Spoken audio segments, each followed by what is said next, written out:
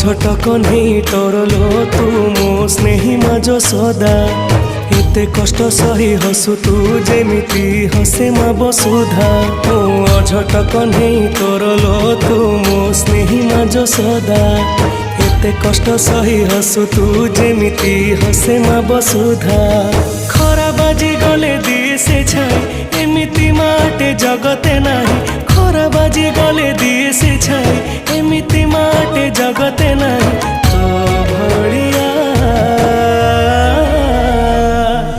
মালো মা এ মা মোরে মা কোঠি তু অছু ফেরিয়া।